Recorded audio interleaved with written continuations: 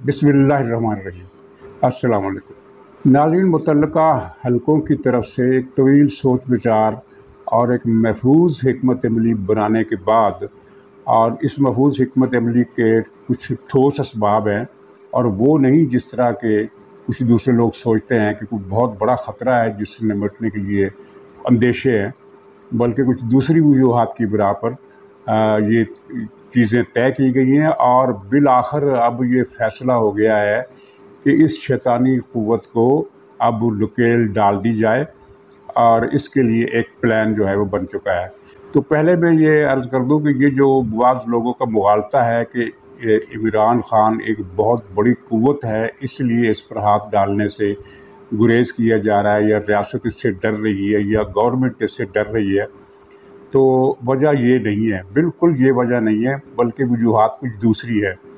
एक तो ये है कि मुल्क मुसलसल 4 बरस से माशी ज़वाल का शिकार है। तो कोई भी ऐसी कार्रवाई जिसे आप ये समझिए कि सियासत में आंधी या तूफ़ान आ जाए, तो इसके नतीजे में माशी अदम इस्तेकाम बढ़ सकता है और ख़तरात बढ़ सकते हैं। ये बताने की ज़रूरत नहीं है कि माशी इस्तेकाम की सूरत हाल इस वक्त ऐसी है कि पाकिस्तान के लिए ज़िंदगी मौत का मसला बना हुआ है। अगरचे वो मुतवक्को नज़ा का आलम आने से हम बच गए हैं, जिसकी पेशगोई कुछ दिन पहले तक, कुछ हफ्ते पहले तक की जा रही थी। अब कई तरफ से इमदाद मिल रही है, कई मुल्कों की तरफ से इमदाद मिल रही है, कुछ कर्ज़े रिशेड्यूल हो गए हैं, लेकिन इस बीच में सैलाब भी आ गया, जिससे ख़तरात, अंदेशे और परेशानियाँ बढ़ गई। और अभी तो सैलाब ने उतरना है। सैलाब उतरने के बाद एक बहुत जाँ गुसल मरहला होगा, जिसमें न सिर्फ ये है कि शहरी सहूलियात और इंफ्रास्ट्रक्चर की बहाली का बहुत बड़ा मसला दरपेश होगा, बल्कि कोई 1.5 करोड़ के करीब अफराद के बेघर होने का मसला है, उसे भी रियासत ने हल करना है, गवर्नमेंट ने हल करना है। तो ये चीज़ें नंबर 1। और नंबर 2 ये कि ये तअस्सुर ना जाए कि कहीं सियासी मज़लूमियत, जिसे उर्फ़ आम में कहा जाता है कि सियासी शहीद, क्योंकि इमरान ख़ान की कोशिश ये रही है कि वो आवाम को ये बावर कराए कि वो चूँकि हकीकी आज़ादी की जंग लड़ रहा था, चूँकि वो अमरीकी ग़ुलामी के ख़िलाफ़ जंग लड़ रहा था, चूँकि उसने एस्टेब्लिशमेंट को ललकारा था। हालांकि इस ललकारने की हकीकत ये है कि ये दर पर्दा महीने में 30 दिन होते हैं, तो ये महीने में 35 मरतबा दरख्वास्तें भिजवाता है कि मुझे मुलाकात का मौका दें, मुझे माफ़ी दे दें, मुझे। और जब वो माफ़ी नहीं मिलती तो फिर जलसों में आकर ये अपने आप के काबू से ख़ुद ही बाहर निकल जाता है, और फिर अजीब व गरीब किस्म के दावे और बातें करता है। ऐसा भी कोई ख़तरा नहीं है कि ये लॉन्ग मार्च करेगा, धरना करेगा, इस्लामाबाद को बंद कर देगा, इसे घेरे में ले लेगा, मुहासरे में दे देगा, ऐसा भी कोई अंदेशा नहीं है। 2 ख़तरात तो ये हो गए, एक माशी सूरत हाल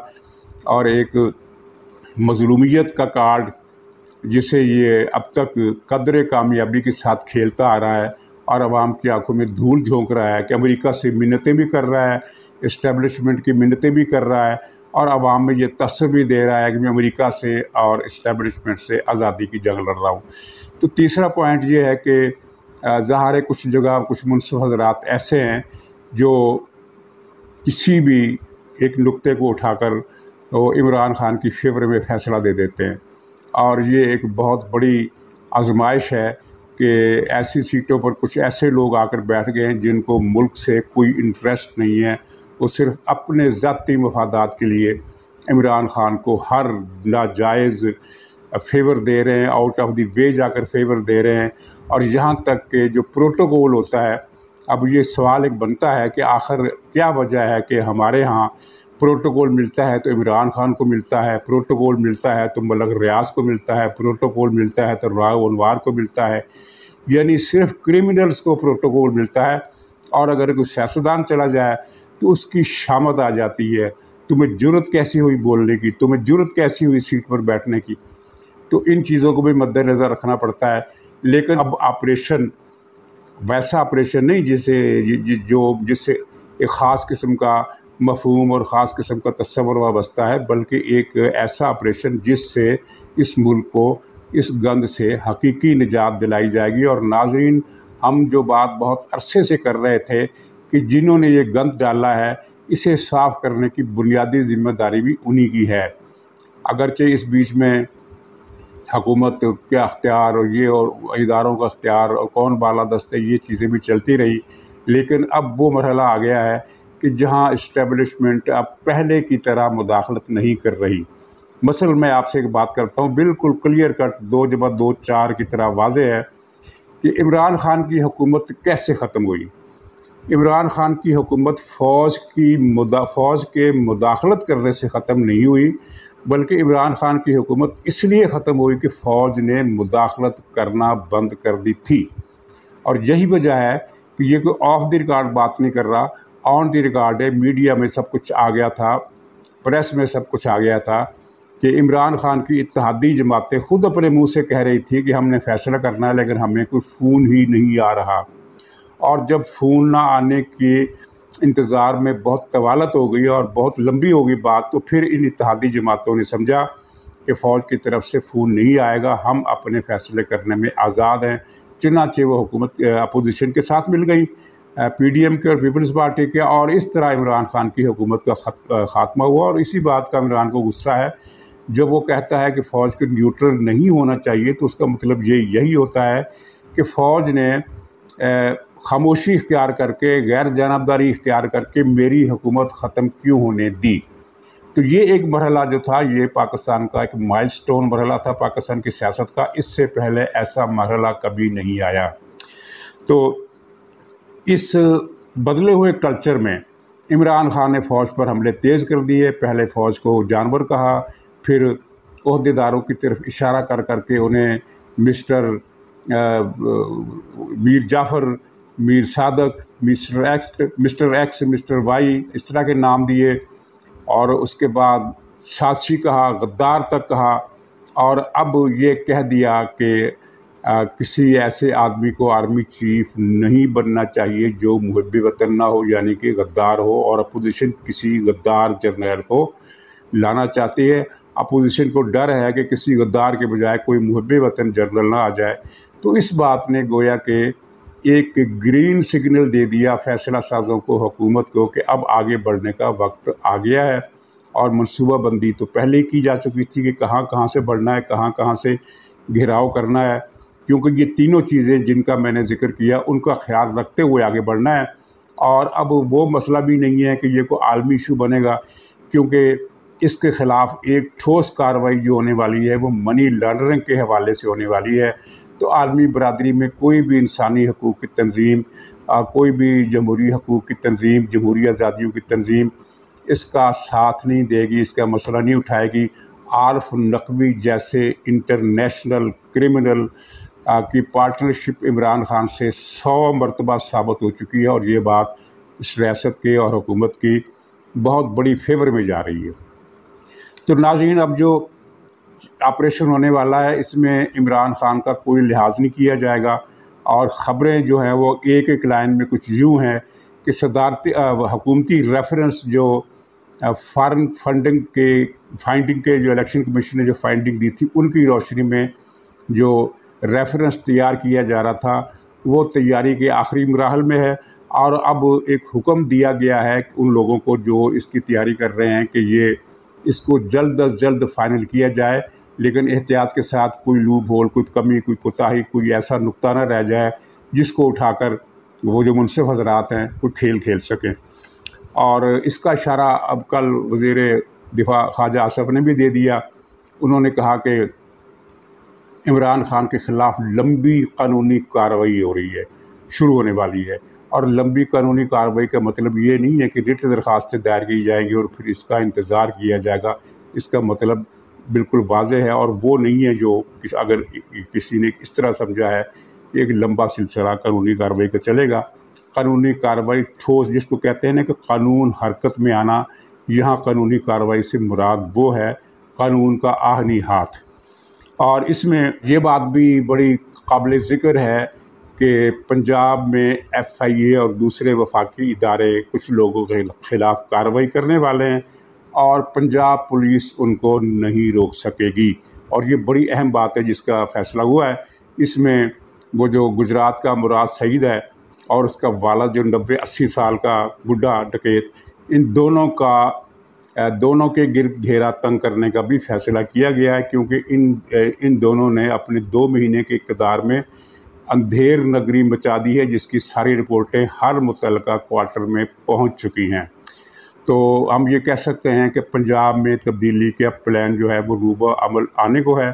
یہ تبدیلی کا پلان کیا ہے، یہ ابھی تک وہ چھپا رہے ہیں۔ بعض حضرات خبر بریک کر رہے ہیں کہ 10 میں سے 7 ارکان کاف لیگ کے وہ چودھری شجاعت کے پاس آ گئے، اور کچھ حضرات یہ خبر بریک کر رہے ہیں کہ نہیں، اس کے بجائے چودھری شجاعت الیکشن کمیشن کے ذریعے ان 10 کے 10 کی نااہلی کا پروانہ حاصل کریں گے، اور پھر اس کے بعد اعتماد کا ووٹ لیا جائے گا۔ لیکن یہ ان کا اندازہ ہے اور یہ ان کا اندازہ ہے۔ حقیقت میں پلان کو خفیہ رکھا جا رہا ہے، لیکن یہ طے ہے کہ اب پرویز الہی صاحب جو ہیں، یہ 2 باپ بیٹے ٹھگوں کی یہ جو گرفت ہے پنجاب پر سے ختم کر دی جائے گی، اور اس خاندان کا قضیہ بھی ہمیشہ کے لیے صاف کر دیا جائے گا۔ صورتحال یہ ہے کہ عمران خان کا ایک ترجمان ٹی وی ARY تھا، اس کو پیچھے بند رکھا گیا، پھر وہ جسٹس اطہر من اللہ صاحب نے کھلوا دیا۔ اگرچہ اس کے رویے میں تھوڑی سی تبدیلی آئی ہے، لیکن ہے تو یہ وہی عمران خان کا ڈھولچی، اور عمران خان کے ایک اور ڈھولچی جو اس سے بڑھ کر ملک دشمنی پر آمادہ ہے، جس کے پیچھے پورن انڈسٹری کا، پورنوگرافی کا ایک پورا نیٹ ورک ہے جو اس کو چلا رہا ہے۔ تو یعنی وہ میرا اشارہ بولڈ ٹی وی کی طرف ہے، تو اس کو بھی پیمرا نے بند اس طرح کر دیا ہے کہ لائسنس کی جو تجدید 2021 میں عدالتی کارروائی بھی جس کی ختم ہو گئی تھی، تو 1 سال کی تاخیر سے کیونکہ یہ عمران خان کے دور میں اس کا جو لائسنس تھا وہ مدت ختم ہو گئی تھی، اور مدت تو 2019 میں ختم ہو گئی تھی غالباً، لیکن یہ ہوا کہ عدالتی کارروائی کے ذریعے کچھ اسٹے وغیرہ ملتے گئے، وہ عدالتی کارروائی کا زمانہ بھی نکل گیا، تو یہ بغیر کسی لائسنس کے کام کر رہا تھا۔ تو اب اس کی بنیاد پر اس کی نشریات بیان کر دی گئی ہیں، اور اندازہ یہی ہے کہ اس مرتبہ اسے بچانے کے لیے کوئی شاید مدد نہ مل سکے۔ یہ ایک بڑی پازیٹیو خبر ہے، کیونکہ بول نے ARY سے غلاظت پھیلانے میں، جھوٹ اور شر پھیلانے میں، پاکستان کو غیر مستحکم کرنے میں، پاکستان کے خلاف ریشہ دوانیوں کرنے میں ARY سے بول زیادہ پیچھے نہیں تھا، بلکہ بعض معاملات میں یہ ARY سے آگے ہی تھا۔ اور اگرچہ اصولی طور پر تو ظاہر ہے جو صحافی حضرات ہیں، میں خود صحافی ہوں، اور میں نے 82-83 میں باقاعدہ جرنلزم شروع کیا تھا، اور میرا تو بہت طویل عرصہ ڈیلی جرنلزم میں گزرا ہے، تمام اخبارات میں نے کام کیا، اور میں بھی صحافی ہوں۔ لیکن میں صحافی سے ہٹ کر یہ بات بھی سوچتا ہوں کہ کوئی ادارہ صحافت کے نام پر اگر ملک کی جڑیں کاٹ رہا ہے، بھارت کے مقاصد پورے کر رہا ہے، اسرائیل کے مقاصد پورے کر رہا ہے، تو اس کو آزادی صحافت کے نام پر رعایت دینا ایک ایسا ایشو ہے جس کو بہرحال ڈیفائن کرنا پڑے گا کہ کہاں آزادی صحافت ہوتی ہے اور کہاں ملک دشمنی یا ملکی دفاع یا ملک کے بچاؤ کا مسئلہ درپیش ہوتا ہے۔ ناظرین، یہ تھیوری جو ہم نے بار بار دی ہے، اور اب یہ کلیئر سے کلیئر ہوتی جا رہی ہے کہ عمران خان کی جو 3 نکات تھے ایجنڈے کے، یہ دونوں چینل اس میں اس کا ساتھ دیتے رہے۔ 3 نکات یہ تھے کہ معاشی طور پر پاکستان کو دیوالیہ کر دینا، پاکستان کی ایٹمی اثاثے IMF کے ذریعے، IMF کے دباؤ کے ذریعے امریکہ کے یا عالمی طاقتوں کی کسی ادارے کے حوالے کر دینا، پاکستان کو ایٹمی اثاثوں سے محروم کر دینا، اور تیسرا یہ کہ پاکستان کی فوج کو ختم کر دینا۔ تو اب یہ تینوں نقطے سٹیپ بائی سٹیپ سامنے آ چکے ہیں۔ اللہ کا شکر ہے کہ یہ تینوں نقطے ناکام ہوئے، پاکستان معاشی طور پر دیوالیہ ہوتے ہوتے بچ گیا، اور عمران خان کی وہ ساری پلاننگ جو تھی وہ دھری کی دھری رہ گئی۔ اور ورنہ عمران خان کو اپنی پلاننگ پر اتنا یقین تھا کہ اس نے 50 مرتبہ یہ کہا کہ میں نے اپنے ورکرز کو روکا ہوا ہے، ورنہ یہ ملک سری لنکا بننے سے کوئی روک نہیں سکتا۔ اب تم اپنے ورکرز کو کھلی چھوٹ دے دو اور ملک کو سری لنکا بنانے کی ہمت ہے تو کر لو۔ دوسرا، ایٹمی اثاثے وہ اس لیے بچ گئے کہ جس معاشی بحران کے نتیجے میں یہ سازش کامیاب ہونی تھی، وہ معاشی بحران اس طرح سے نہیں آگے بڑھ سکا، اور اس کو لگام ڈال لی گئی ہے۔ तो एटमी प्रोग्राम भी बच गया। फ़ौज को लड़ाने की 2 कोशिशें हुई। एक शहबाज, पहले वो एक्स सर्विसमैन सोसाइटी के ज़रिए जिसको फ़ौज ने कह दिया कि हमारा इससे कोई ताल्लुक़ नहीं है, और फिर शहबाज गिल के ज़रिए खुली बगावत के ब्रिगेडियर और उसके नीचे के लेवल के जितने अफसर हैं वो ऊपर की सीनियर क़यादत को, ऊपर फिर जनरल होते हैं, तो जनरलों की हदायत को मानने से इनकार कर दें, बल्कि उन जनरलों से ये कहे कि तुम्हारे अहकामात चूँकि गद्दारी पर मबनी है इसलिए हम नहीं मानते, ये शहबाज गिल ने कहा। और अब जैसे कि हर कोई कह रहा है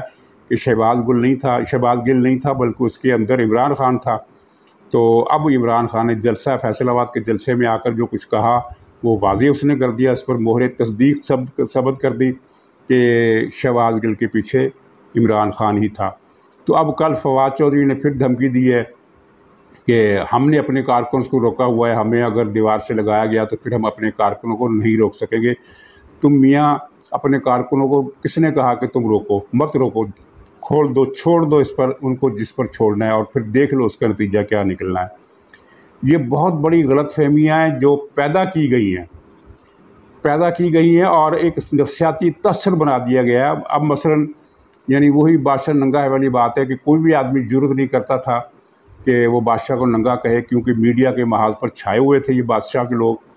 तो अब अगर कोई आदमी ये कहे कि मियाँ तुम्हें अवाम की उतनी तादाद की हमायत हासिल नहीं है जिसकी बुनियाद पर तुम कोई इनकलाब ला सको या कोई और एजेंडा पूरा कर सको, तो वो ये बात तो उसकी बिल्कुल सच होगी, लेकिन ये कहने की ज़रूरत इसलिए नहीं करते क्योंकि मीडिया में हर आदमी बैठा हुआ है कि नहीं जी इमरान खान जो है वो तो इनकलाब बर्पा कर देगा। मैं एक मरतबा फिर ये बात अपनी दोहराता हूँ कि इमरान खान के पास इनकलाब बर्पा करने वाली कोई क़ुव्वत है न सलाहियत। इसके साथ जो मजमा है उसमें 2 किस्म के लोग हैं, बिल्कुल ये आप किसी भी जलसे में जाकर स्टडी कर सकते हैं। एक वो पोश क्लास जिसको बर्गर क्लास कहते हैं, जो नाच गाने के लिए आती है, जो पुलिस की लाठी नहीं खा सकती, जो शेलिंग बर्दाश्त नहीं कर सकती। और दूसरा तबका है वो पेटी क्रिमिनल्स का, जो निचले दर्जे के नशई, राकटबाज, उठाई गिरे, औरतों से पर्स छीनने वाले, ये 2 तबकात हैं इमरान खान के साथ। वैसे तो पाकिस्तान की जितने भी क्रिमिनल्स हैं वो इकट्ठे होकर पीटीआई बने, लेकिन यानी अवामी सतह पर ये 2 वोट बैंक उसके साथ हैं। ना तो वो लाठी खा सकते हैं और ये ना नशई जिनको राकट कहा जाता है, कभी जहाज़ कहा जाता है, और आपने इनके जलसों में देखा हो कि वो वहाँ बैठकर क्या कर रहे हैं। और बाकी जो जलसों में भर्ती होती है, नाज़रीन माफ़ कीजिएगा, वो वक्त आने पर पता चलेगा कि ये जलसे कैसे भरे जाते हैं। कल ही एक साहब ने वीडियो अपलोड की कि आज़ाद कश्मीर में जो जलसा हो रहा है आज, उसके लिए पेशावर से कुछ लोग पहुँचे, तो उन्होंने वो जो वहाँ कैमरा लेकर लोग खड़े होते हैं उनसे बातचीत करते हुए नादानस्तगी में ये फ़िक्रा कह डाला कि हम तो जी इमरान खान के परवाने हैं, जहाँ भी जलसा होता है हमें वहाँ पहुँचा दिया जाता है। यानी एक अच्छी खासी तादाद इन्होंने वक्फ़ की हुई है, हर जगह जलसागाह में उनको पहुँचाया जाता है सरकारी ट्रांसपोर्ट के ज़रिए या प्राइवेट ट्रांसपोर्ट के ज़रिए, जैसे भी। तो ये भांडा उसने फोड़ा। और कुछ जो गुजरात का जलसा जिस तरह बहुत बड़ा हुआ उसके बारे में मैंने आपको बता दिया था कि वो ट्रालियों पर भर कर लोग लाए गए, उनको पैसे दिए गए और उनसे ये कहा गया कि इमरान खान की तकरीर तक आपने बैठना है। तो हुआ ये कि उन्होंने ये समझा कि जब इमरान खान की तकरीर शुरू हो जाएगी तो फिर छुट्टी का वक्त है। चुनाचे जब गुजरात के जलसे में इमरान खान ने खिताब शुरू किया तो इन लोगों ने निकलना शुरू कर दिया। तो ये एक बहुत बड़ा फ्रॉड है जो पॉपुलैरिटी के हवाले से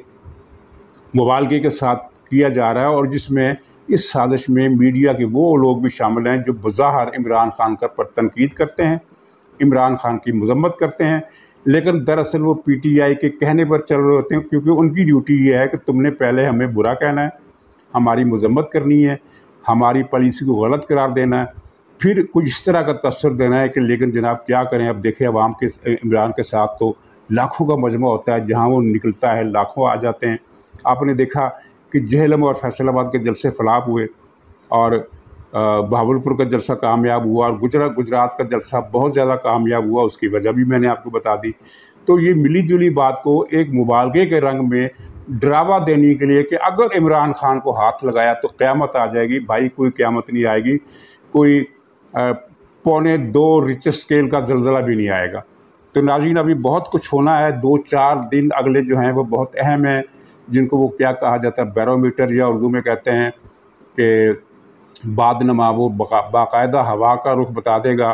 वो इंडिकेशंस अब सामने आ जाएंगी कि अब क्या हो रहा है, क्या होने वाला है। ये 2-3 दिन बहुत अहम है और इन 2-3 दिन में से पहला दिन आज का है। तो नाज़रीन इजाज़त दीजिए, इंशाअल्लाह अगले व्लॉग में फिर मुलाकात होगी। तब तक के लिए खुदा हाफिज़।